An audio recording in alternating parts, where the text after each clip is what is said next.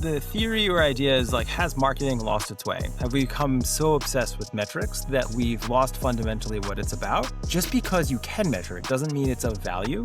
Just because you can actually track it doesn't mean it's doing anything for you as a brand or as a company. And so there was a lot of that conversation of how do you pick the right stuff to follow? You're listening to Media Monitor, where we break down what's happening in the media and the advertising industry and tell you what it actually means. Welcome back, Sean. How's it going? How are you?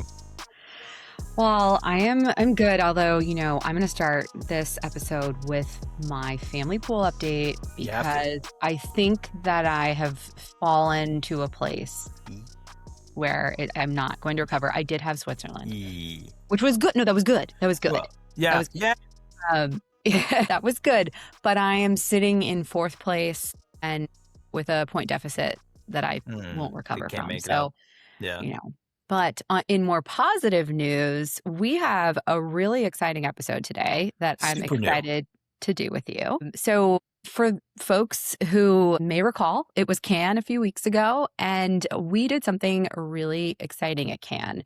We filmed some podcasts. You and I weren't there. Collective Guideline did, yeah. Yep. The Collective Guideline was there. Yep. We did not make it because we were back home holding it down, making sure that we would approach and cross 50,000 downloads. Big deal. Behind. Yeah. Maybe we know what we should do is like get a soundboard because this calls for an air horn. Like that one of those. This feels like a celebratory moment. From a humble podcast of 0 downloads and to no followers just a couple months ago to just eclipsing over 50,000, lots of followers, feeling good.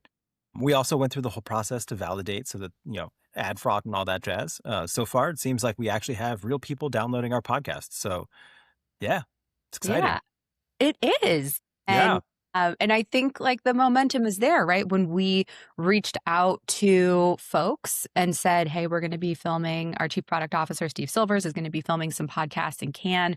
Would you like to participate? We got an overwhelming number of people who wanted to participate. And so wanted to devote this episode to featuring some of the highlights and themes of those. So, today we're going to skip the headlines, dive straight into those themes. And then as a special kind of added bonus, throughout kind of the balance of the summer, we're going to be featuring some additional podcasts that will be our Conversations in Cannes by Guideline that will drop in addition to our weekly podcasts.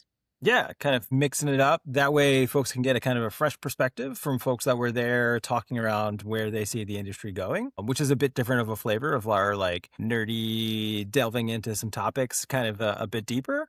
And very curious to kind of, I guess, hear what all of you don't like about the pods. So when you hear it, you let us know what you think. And if it seems like it's of interest, right, we could always include more of those like conversational elements. We've always talked about having a more regular cadence of guests on the show. But yeah, I think it'll be good. Yeah. So let's dig into it. You and I, we've listened to all of the conversations and some themes definitely emerged.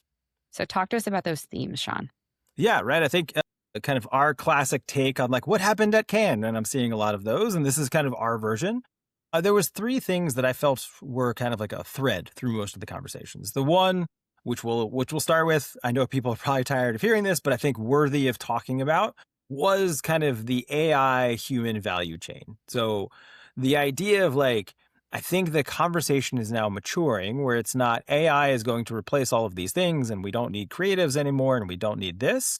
There was a lot of thematic elements, I think maybe because of some pushback, but also some realities and also some like, now that tools have been in place for some time, people are getting a sense of like, how do I use these to be effective and productive?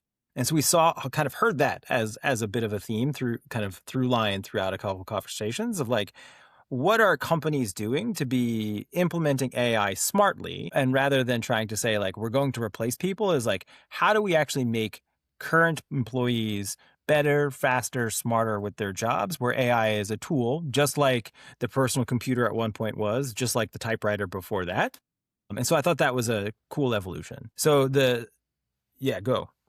Yeah, I was going to say, I definitely heard some really interesting commentary that I wanted to highlight, but did you want to run through all of the Yeah, I themes? figured maybe the three themes, then we'll kind of come back. Yeah. So the second theme was really on the value of audience. I think the notion of now that we have all of this data, how do you find the right people at the right time? So we kind of heard from a couple of folks around what importance the importance of audience was. How do people buy audiences? Where do you find the right folks? And what is the value in doing that as a brand? And then the last was really kind of metrics that matter. The idea that like in the digital age, we've kind of become accustomed to, if we can find a data point anywhere, we can measure it, which I guess is sort of true. And as a guy who literally has built his career on measuring stuff with data points, I get it to a point, but there's a lot of conversation of like, just because you can measure it doesn't mean it's of value. Just because you can actually track it doesn't mean it's doing anything for you as a brand or as a company. And so there was a lot of that conversation of like, how do you pick the right stuff to follow to make sure that you are doing whatever objective it is, right? That's not just chasing some sort of ROI for the sake of ROI. It's chasing the how many more people know about my brand, how many people are actually buying it, all of these things. So there was Yeah. a bit of that I thought was interesting. And what's the ultimate outcome that we're trying to achieve? Because that may evolve, right? Yeah, it should. It should evolve, right? Like a brand that is D2C today, that's just launching for the first time and running their first Instagram ad should absolutely not be tracking the same things as Procter and Gamble, right? Like that would be ludicrous. And just trying to then flatlining that and saying both should be tracking, return on ad spend, ROAS, is comical. Like Procter and Gamble should, and even within Procter and Gamble, right? It's a moving target. Tide should not have the same target as other brands. Like that's also silly. So like, yeah, what you're going after should change based on what you're seeing, knowing, etc. for sure. But yeah, do we want to start with AI since that was the top? What Yeah. were some things that kind of piqued your interest? Well, so I think the theme that kept coming back, and we heard this from the people who were in attendance at Cannes, that, while last year AI dominated the agendas, this year it didn't. But people, they can't help but talk about it. But I think how it's being talked about was what was so interesting to me. And it For was sure. that, yes, AI, everyone's using it. It has to be incorporated. But the overwhelming theme for me was that it's a AI as a human-led tool, and that there is a human at the helm at the end of the day. And I think we'll listen to a quote from Jonathan Onassis at Rumble, because he put it really well in summarizing, kind of how the idea has to come from a human. Yeah. And, from there, yes, AI is going to make you smarter, better, faster, all of those things. But AI is not coming up with the ideas, No. right? Mm-mm. So let's play that quote. I've been through a whole bunch of technology disruption cycles as a marketer and as a business person. And, did CGI replace human filmmaking? No. Right. And I think it becomes like that. Like we just came through an electoral cycle in Los Angeles where AI was really powerful for an outsider candidate. And I think he leveraged AI in a very powerful way, which is like compressing the time of production and compressing the cost of production, where he was able to, I've never seen somebody be able to respond in advertising to like a news cycle so quickly, right? Where like for the first time you could see a 90-second AI generated spot at super high production value that answered literally an opponent's quote from 12 hours ago, right? Super powerful. But there was an idea behind all that messaging that AI didn't create, right? A human created the idea, a human created what the response was going to be, and AI enabled quality, speed, cost compression. All right. What'd you think, Sean? Interesting, right? Because like to your point, it's about humans at its core, kind of coming up with the ideas, wrapping it, trying to figure it out. He also said something interesting kind of right after that of like the future is balance, that it's really about kind of taking AI and starting to kind of implement it, building on it, but never leaving kind of the human created element. And that it's at some point in the future is going to kind of create this like stasis between them two, right? Where like AI can help with some cases, AI can't help with all. And I thought it was a fairly like balanced kind of take on what we are hearing and seeing in the market. Yeah. Yeah, no, I think another part of this theme that I heard in a number of conversations at Cannes is that there's this fear that these jobs are going to be replaced. And I think everybody unanimously said they're not going to be replaced. New jobs are going to emerge because we're just going to be thinking differently, right? We're going to be doing things differently. So I'm glad to kind of hear that as a kind of a common sentiment, because, I do think that AI is getting a bad rap, and this kind of had a positive spin for me. Yeah, right. It's a more balanced approach. I think you and I sit on slightly different kind of boomer optimistic framing of AI. But yeah, I mean, overall, I think I agree with kind of the approach that he took in terms of it's about enhancement of human-led ideas. Similar conversation. Drew Kane from Prisma Mediation, he kind of had a similar thing of like, and I'll kind of roughly paraphrase it, but it was like, don't default to AI, right? It shouldn't be just the natural inclination of like, when we do something new, it should be AI. It's like, why are you implementing it? And thinking about strategically of what value is this bringing? And then from there, then building the product or idea or campaign around AI, but don't just default to it because it's like the easy thing to do or the thing that's going to get the headline. Start first with the core value of like what you're doing. And then Mhm. where it makes sense to implement AI, and again, roughly paraphrasing him and interjecting my own kind of commentary, then that's where you actually start to kind of like smartly apply it. And I thought that was a smart take, right? Because like when I think about my applications for AI and tools, except it has enormously sped up my ability to code and my ability to model stuff. Not that I haven't been able to code and model stuff in the past, but this allows me to kind of quickly scale, and it's a great use case. And I use it almost daily for that because it's fantastic. But there's other places where I'm like, this doesn't really move the needle. Like I'm still able to do all the things I can. This is kind of just an added layer. That kind of resonated with me personally. I thought it was a good quote. Yeah, no, I totally agree.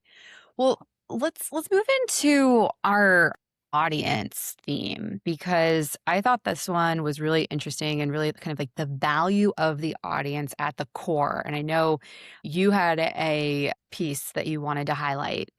Yeah, right. Who better to talk about audiences and first party data than someone living and breathing within retail media?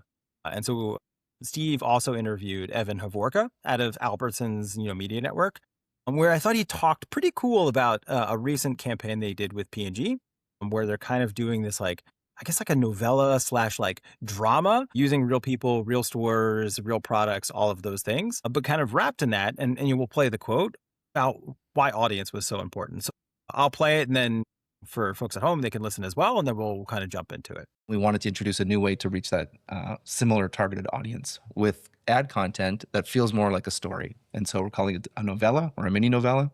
And it literally goes back to casting actors doing real things in real Albertson stores, touching real P&G products, but doing it in a way that doesn't feel as advertising. So it's a storytelling spin on creative that we're using in partnership to move their message to the right shopper. So that was pretty cool because he kind of ended with the thesis, right? Is like you're reaching the right shopper, and it's all about kind of finding the right audience. And really that's being powered by data. And, it's one of those where we'll talk about like what is the right audience. But I think there's at least this notion or through line that we are better enabled today to kind of smartly find those folks. Now, something that I liked and what resonated with me about the P&G campaign in particular is like, often I feel like the default for audience and data is to be like hyper targeted. I am going to serve you this weirdly specific ad because I know that you are a mom with 2 kids who lives in Sheboygan and really likes, Cool Whip or whatever, right? So I'm going to just give you a Cool Whip thing that says like, come and buy and I'll give you, 5 cents off or something. You're like, okay, that's hyper targeted. The reason why I liked this is because it's still finding the right shopper, but it's humanizing it, right? It's like people shopping and buying stuff. It's hyper targeted in that it's finding the right people for P&G products, but it's not in this overt like performance driven KPI way that I liked kind of both about the example and then also using that to still like meaningfully say still finding that right shopper that I thought was like a good mix of like, we just too often default in the ad industry to going straight towards data and audiences equals hyper targeting equals performance. Not that they're not going to get some sort of performance metrics out of it, but it felt nice, right? It felt like a call back to the days of brand. And they're kind of wooing you, right? It's Yeah. not like this direct ask. They're kind of like bringing you into the story. So, and of course, I have to make fun of you because Of Of course, course. you would pick the grocery store one. I love Grocery store grocery stores. obsessed. Love grocery stores. I had to. As soon as I saw Albertsons in there, I was like, I have to. I have to. Number one, I got to You hear have what's to. going on. Number two, I love grocery stores. I was just fondly going through LinkedIn for a few of the folks that I worked with way back in the day, just to see what they were up to. Still at grocery stores. So Well, on the audience side, I kind of picked up on that theme from a little bit of a different angle. sure. Devin de Blasio at WPP was talking about how the volume of data that we have and the level of insight is enabling us to create even brand new audiences. And I thought that was so interesting. I think he said, like, I'll paraphrase it, of course, but, like, I've never thought about that type of audience before combining healthcare and financial services, but there could be this through line based on the behaviors that they're seeing and, creating these new, like, subsets. And I thought that was really interesting and powerful because it's true. There are these overlaps and these pockets of people who, you might have put in different buckets before you had the data to combine them. Yeah, So I thought it was well put. I think so too. It's again finding that right combination where you're being more nuanced, but in like a smart way, and I don't want to say targeted, right? Because that's redundant as well, but like smartly thinking about audience for sure. Yeah. Well, and kind of on that side, like, and I think he spoke a little bit to this, but just all of the data and the analytics is So a much data. perfect segue into our last theme, the metrics. The metrics, baby. They matter, You right? could build a whole career around it. And so, I thought it was really interesting. Preeti Krok at Analytics Partners, she talked a lot about the bridge that's being built between the marketing and the finance teams and how, marketing was a group that, had been called, not data driven, but in fact, it's like entirely the opposite. And there's this partnership that's emerging. So let's hear what she had to say. I don't think it's a data problem. Okay. Definitely not a data problem. I think it's a common language problem. So a shared language problem. So there's like a credibility gap that I think we're seeing where they're aligned in practice, but the actual implementation is more challenging. And I think it's like kind of getting alignment across those functions and bringing them closer together in terms of what outcome are we trying to drive, what data do we need to do that? So what's the data to make the decision, not just getting data in a dashboard, but how do we actually use the data and how we get it in a format to actually leverage it for results? And I think that's where the bridge is needed. Right? Yeah. A lot packed into a minute in terms But of. I mean, I think it's interesting, right? Like these are the conversations that happen. I actually had a friend of mine who's kind of in our space tell me the exact same thing about how, she's a CMO and how she never imagined a world where like she was going to be so close to her CFO. And that's the world that she's living in now. Yeah. Yeah. I mean, I like the, kind of talked about it as more of a framing of like credibility, trust, understanding of like trying to find this common conversation thread with two disparate entities that I thought was good because we've heard that a lot, right? Where like the CMO is increasingly being asked to take on data operations, and it's less about like, hey, make us a really cool creative, make us a really cool idea of like where the brand can go, and more of like how you managing to certain metrics, how you hitting KPIs. Where I think probably a CMO 30 years ago, it would have been unfathomable to anything other than maybe occasionally like ripping through a marketing mix model to like follow these things. And I think also the meaningful kind of turn on it is that it's not just because, again, you can measure it doesn't mean it's necessarily the right thing. And I think it's I think she said it best in terms of like it's trying to find the right metric, the one that you really is going to drive the KPI that you want, not just some sort of like return on investment. Totally. Yeah. And I thought, too, the similar vein, which I think kind of is the compounded bookend, in a conversation with Justin Levin, he kind of talked a lot about also on the flip end, you have fraudulent activity, and he kind of called out, social media in particular, where it's like $16 billion of ads served. And so part of the challenge is that if you're chasing this ROI and these CPMs and you're kind of increasingly trying to get to like the lowest common denominator, the cheapest inventory, just to try to be efficient about ROI, you're starting to miss a little more of like, what are you trying to track? And that's the rough paraphrase. And I'm always blanking on like the axiom, but it's like, as soon as you try to measure something, then that becomes the metrics of success that everyone chases. And so it's, in today's age, it's harder to do this, but it's one of those things that I feel like it is a good reminder to say that like marketing should be measured in some ways, but it should also drive us to do something that's hard to measure itself, right? Like feel inspired by a brand, want to buy that brand in the future. How do you actually measure that qualitatively, right? Or even quantitatively? Whether or not I buy it in the future very rarely is based on, that very last ad that I saw, the last click attribution. Overwhelmingly, right? A lot of this is far upstream of like, 10 years ago is when I first started to think about wanting to buy that, but none of the metrics ever that we track today is going to effectively capture that. Yeah. And I think like my closing thought on this is really that while we hear so much about how AI can be isolating, a lot of these themes, we're talking about how AI can be bringing people together, right? It has to be a human-led idea. It's bringing teams together to track these metrics, and it's prioritizing the audience at the end of the day and figuring out exactly who those people are, which relies on a connection to them. So, I'm coming out of it very positive on the conversations and positive on, how people are leveraging AI.